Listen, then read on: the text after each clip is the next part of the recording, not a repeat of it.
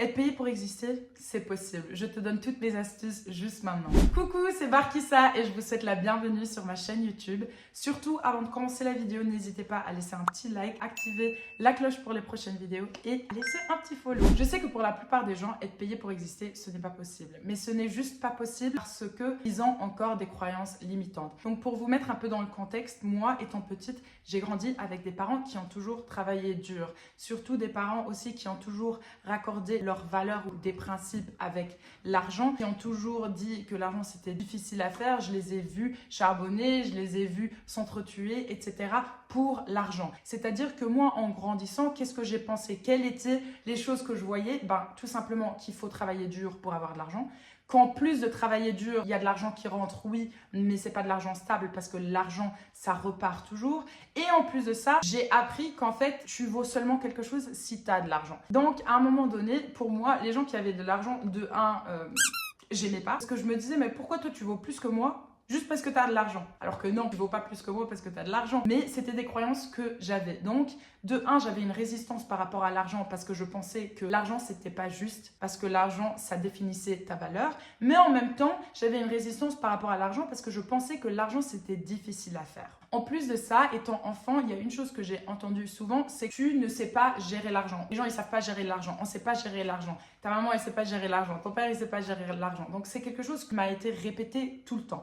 Et bien évidemment, en devenant adulte, qu'est-ce que j'ai commencé à faire? J'ai commencé à ne pas gérer l'argent. Alors peut-être que pour la majorité de vous, vous allez vous dire mais c'est totalement débile. Eh ben non. En fait, quand tu grandis dans une bulle, dans un système où on te répète des choses à chaque fois, c'est psychologique. Donc ça s'incarne en toi et si tu vas pas creuser pour déconstruire ces croyances limitantes, tu vas commencer à avoir des comportements qui vont miroiter les croyances profondes que tu as. Donc maintenant, moi, j'ai commencé avec des tout petits jobs, mais j'ai toujours été bien payée. Et je me suis toujours dit, mais comment ça se fait que je suis bien payée, mais que je ne sais pas garder l'argent? Graduellement, j'ai toujours gagné plus, mais au final, mon compte en banque ne montrait pas plus. Mon compte en banque, il était en moins. Mon compte en banque, il était endetté. Tout simplement parce que quand l'argent venait, j'avais un sentiment de panique. Et au début, c'était subconsciemment, donc je n'étais pas consciente. J'ai commencé à être consciente le moment où j'ai commencé à guérir mes blessures. Et le moment où l'argent rentrait, je me disais, waouh, maintenant j'ai de la valeur. Et en même temps, je me disais, mais l'argent, c'est pas bien. Pourquoi l'argent devrait définir ta valeur? Et en plus de ça, tu sais même pas gérer l'argent. Donc, je dépensais tout. C'est-à-dire que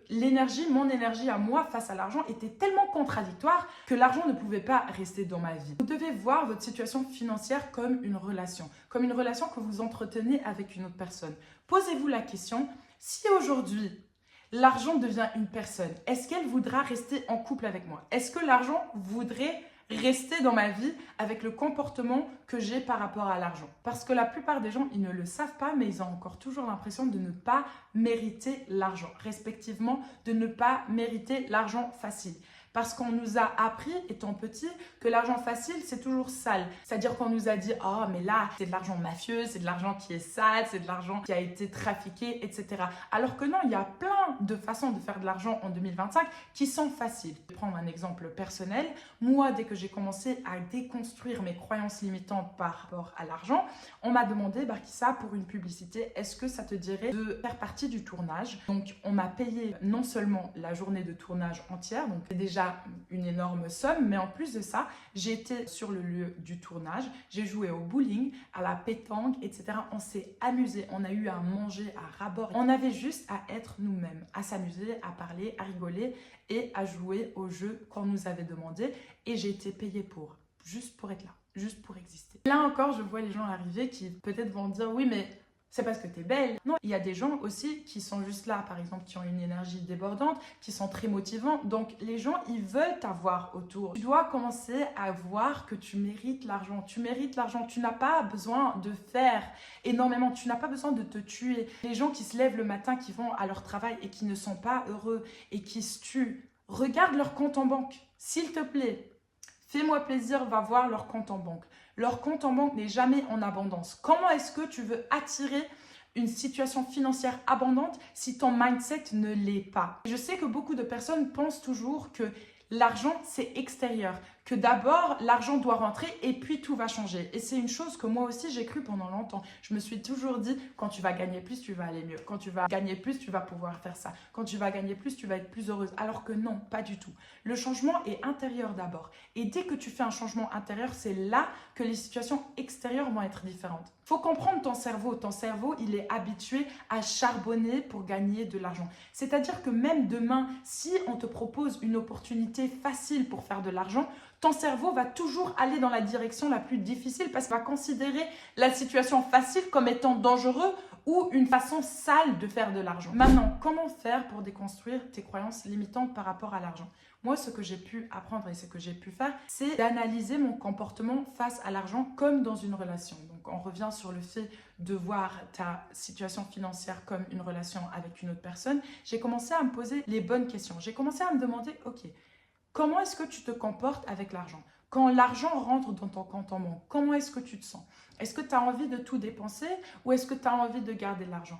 Est-ce que tu vois l'argent comme une façon d'aller mieux? C'est-à-dire que, par exemple, quand je n'allais pas bien, souvent j'avais tendance à dépenser énormément d'argent. Parce que l'argent, souvent, est lié à l'émotionnel avec la plupart des personnes. Par exemple, tu vas aller faire du shopping, tu vas voir un truc en solde, 2 plus 1 gratuit, même si tu n'en as besoin qu'un seul. Tu vas te dire, ah mais je suis bête de ne pas acheter 2, c'est pour ça que je vais acheter 2 et je vais avoir un gratuit.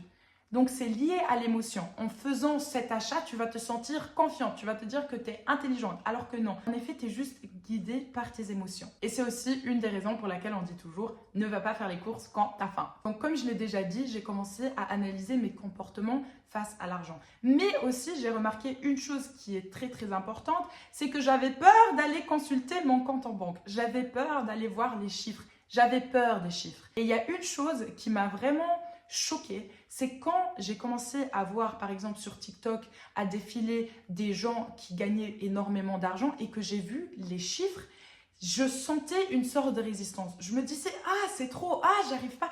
J'arrivais pas à regarder les chiffres en étant calme et sereine. Et ça, c'est un gros signe. Tu as encore des blessures que tu dois guérir face à l'argent. Une autre chose que j'ai pu remarquer, c'est qu'à chaque fois que j'avais de l'argent dans mon compte en banque, je me sentais très très confiante. Par contre, quand mon compte en banque il était pas bon ou il y avait rien dessus, j'avais l'impression de ne valoir que dalle. J'avais l'impression d'être une moins que rien, comme si je n'avais pas de valeur, parce que justement c'est ce que j'avais appris étant enfant. Alors comment est-ce que j'ai pu reconditionner mon cerveau pour ne plus sentir ça? Tout simplement, j'ai commencé à faire des choses sans argent. Des activités qui vont me faire sentir bien, qui ne nécessitent pas d'argent. Comme par exemple aller se balader, ou encore il y a certains musées qui sont parfois gratuits. Aller voir des cathédrales, faire des activités qui me font du bien, dessiner, utiliser les choses que j'ai ici à la maison pour reconditionner mon système nerveux et lui montrer qu'en fait, non, il n'y a rien de mal à ne pas avoir beaucoup d'argent et ma valeur, elle n'est pas dépendante de mon compte en banque. Dès que j'ai commencé à faire ça, je vous assure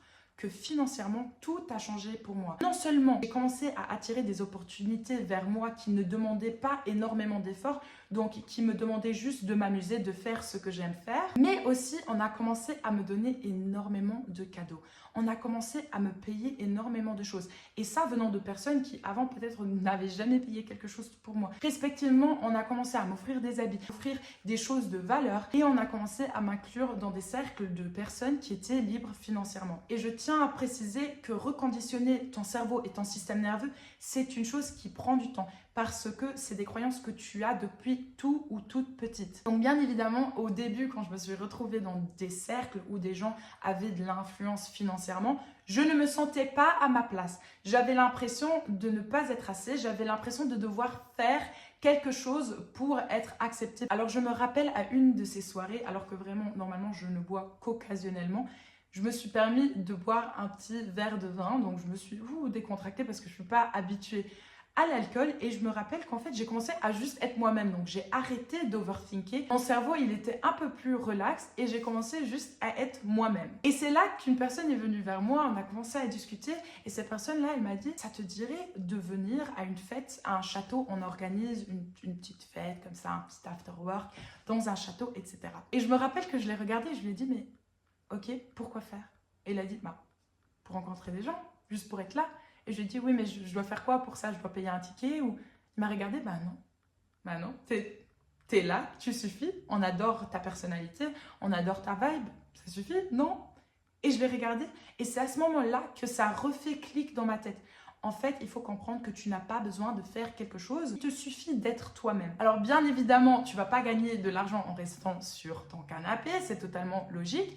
Mais tu vas voir que dès que tu commences à déconstruire tes croyances limitantes, à reconditionner ton système nerveux et à t'amuser, c'est le plus important. Trouver des chemins, comment t'amuser, qu'est-ce qui te fait plaisir, apprendre à te connaître et apprendre à connaître ta valeur.